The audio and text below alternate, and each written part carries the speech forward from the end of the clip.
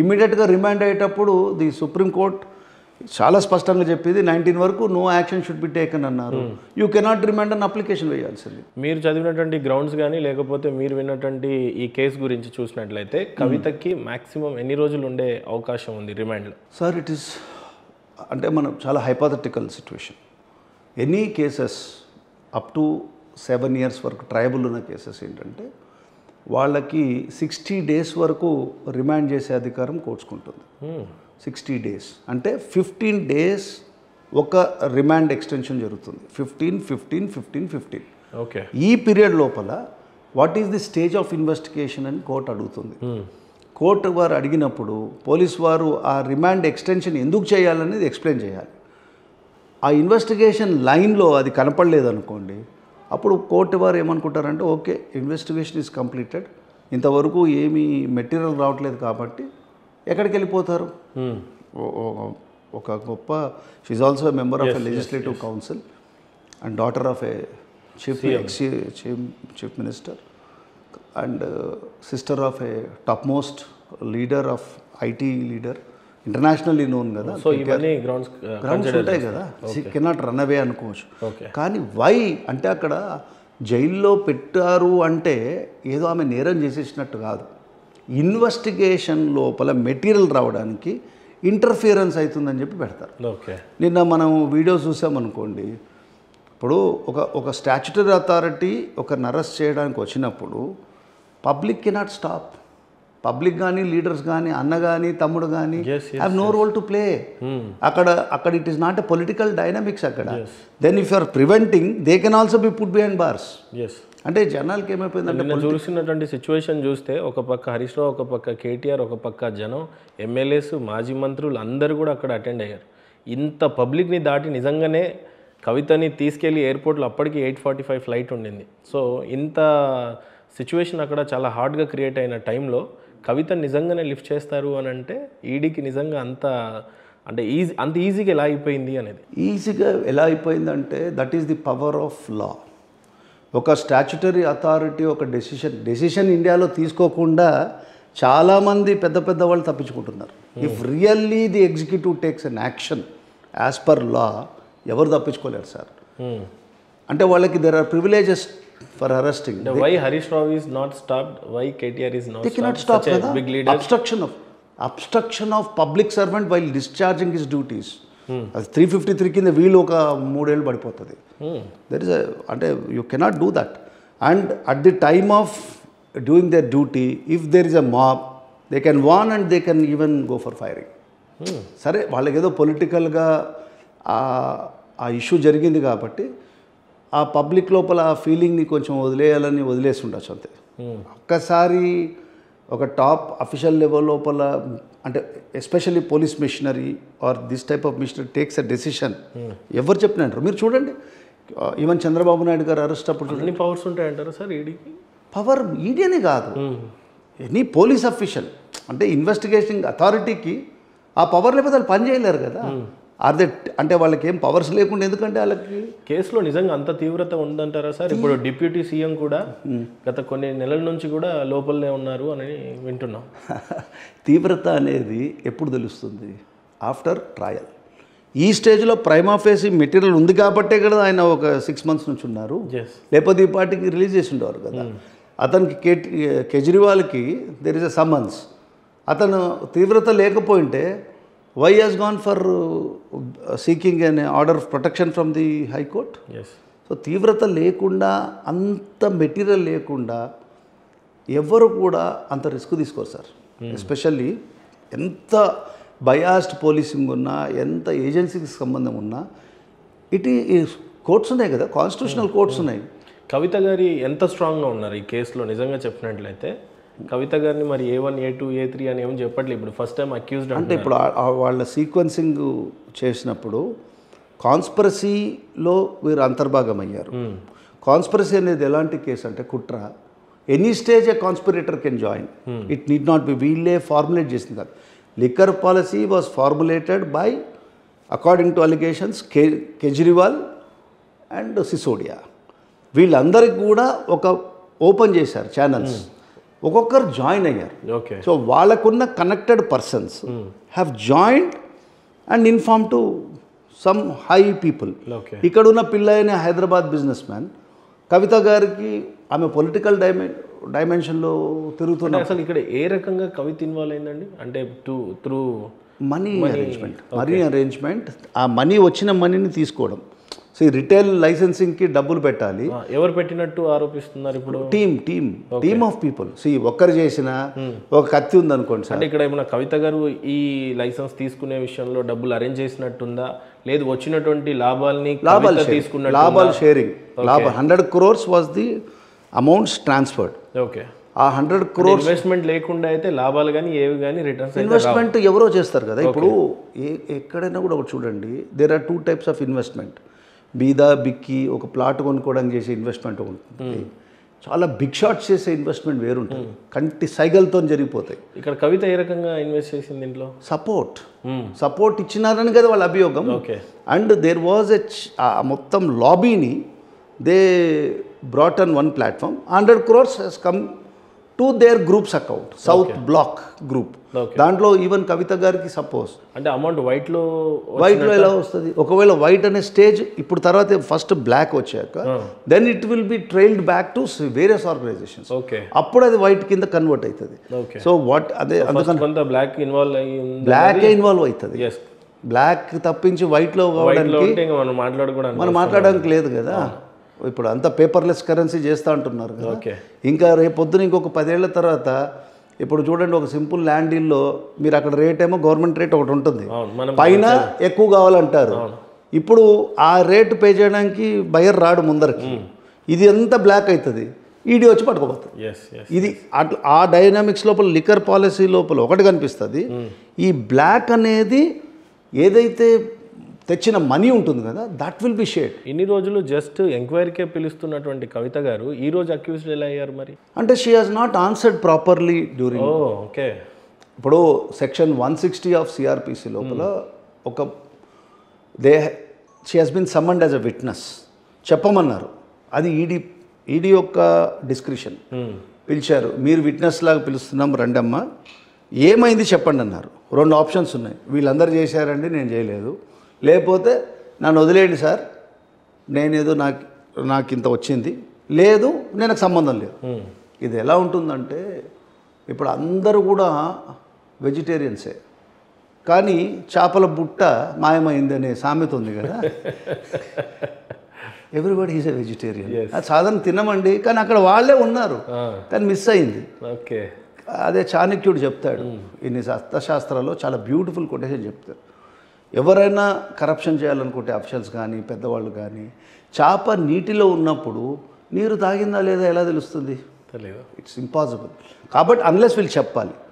అక్కడ కంపల్షన్ చేసే పరిస్థితి యాక్ట్ ఇచ్చింది ఎవరికి? పిఎంఎల్ఏ యాక్ట్ లోపల ఈడీకి ఆ పవర్ ఇచ్చేశారు. ఆ పవర్ ఇచ్చినప్పుడు వాళ్ళు కన్ఫర్మ్ చేయమన్నారు.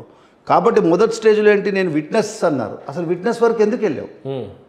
క్వశ్చన్ ఈజ్, ఇప్పుడు 140 కోట్ల భారతీయుల్లో కవిత గారినే టార్గెట్ చేయాల్సిన అవసరం ఏంటి? What is the reason? So if it is so, మీరు క్వశ్చన్ చేయాలి. క్వశ్చన్ ఎందుకు చేయలేకపోయారు? సో ఇన్వెస్టిగేషన్లో మళ్ళీ ఇంకో పాయింట్కి రావాలి.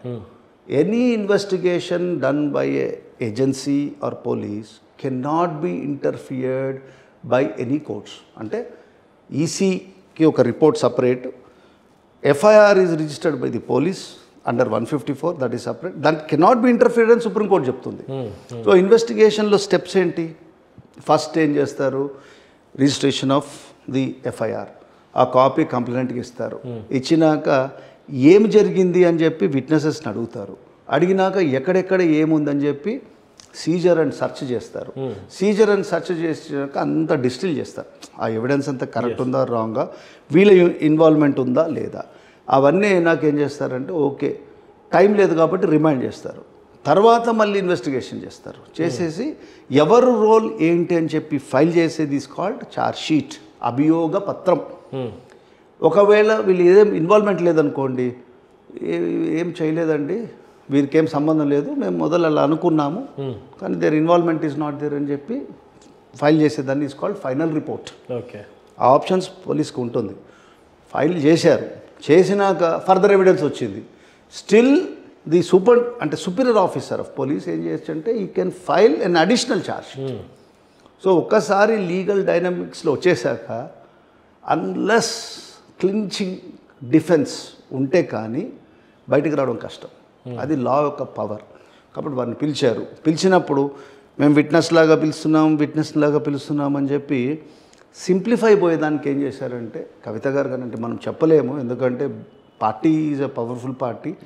తెలంగాణను తెచ్చిన ఉద్యమకారుల పార్టీ, జ్ఞానవంతుల పార్టీ, ఇంగ్లీష్ బాగా మాట్లాడే మేధావుల పార్టీ. కాబట్టి మనం వాళ్ళకి గైడ్ చేసే లెవెల్లో లేము. చెప్పినా వాళ్ళు వినలేరు ఎవరు కూడా. Team of battery of advocates, fleet of advocates correct dimension చెప్పాలి. పొలిటిసైజ్ చేసిన ఒక క్రిమినల్ కేసుని పొలిటిసైజ్ చేసి వచ్చే రిపర్కషన్స్ ఇది. It is a case between Kavitha garu and the agency. అక్కడితో క్లోజ్ చేసేసి ఉంటే ఈ విషయం వేరుండేది. ఇదేమైపోయింది, స్ప్లిట్ అవుతూ పెరిగిపోయింది. కేజ్రీవాల్ ఢిల్లీ నుంచి లాస్ట్ టైం వచ్చి సీఎంని కలిశారు. అక్కడ ఇండికేషన్ రావట్లేదా? ఎందుకు వచ్చారు? కేసీఆర్ గారు ఫ్రంట్ పెడితే ఎవరు కలవని వాళ్ళు ఆల్ ఆఫ్ ఎ సడన్ ఎందుకు వచ్చాడు? సో అంటే ఒకే స్టేజ్ని కూడా షేర్ చేసుకోవడం జరిగింది. దేనికి అంటే వాట్ ఈస్ ది లింక్? అంటే ఆల్ ఆఫ్ ఎ సడన్ ఢిల్లీకి థిక్ ఫ్రెండ్షిప్ కానీ వాట్ ఈస్ ది లింక్? అంటే వాళ్ళిద్దరి మధ్యలో ఓన్లీ టీ తాగి ఉండొచ్చు. మీరు బాగున్నారా అని చెప్పి కేసీఆర్ గారు మాట్లాడి ఉండొచ్చు. ఆయన ఏదో చెప్పి ఉండొచ్చు హిందీలో, శుద్ధ హిందీలో ఆయన మాట్లాడి ఉండొచ్చు. హైదరాబాదీ ఉర్దూలో కేసీఆర్ సాబ్ మాట్లాడి ఉండొచ్చు. కానీ what is the inference? Somebody is watching you కదా. అంటే కేసీఆర్ గారు కేజ్రీవాల్ మాట్లాడారు ఇన్ ప్రెజెన్స్ ఆఫ్, అక్కడ కవిత గారు కూడా ఉన్నారు, పార్టీ ఉంది. కాబట్టి ఒక ఇన్ఫరెన్స్ రావట్లేదా చూడడానికంటే? అయితే ఒక ఇండికేషన్. అంటే పాలిటిక్స్లో ఉన్న వాళ్ళకి, పొలిటికల్ డైమెన్షన్లో ఉన్న వాళ్ళకి అర్థమైపోతుంది ఎవరెవరు ఏమేమి చేస్తున్నారని. ఎందుకంటే ఆల్మోస్ట్ అందరు ఇదే యాక్టివిటీలో ఉన్నారు ఇర్రెస్పెక్ట్ ఆఫ్ పార్టీస్. మరి బీజేపీ చాలా సూటిగా అడగొచ్చాయండి చెప్పు.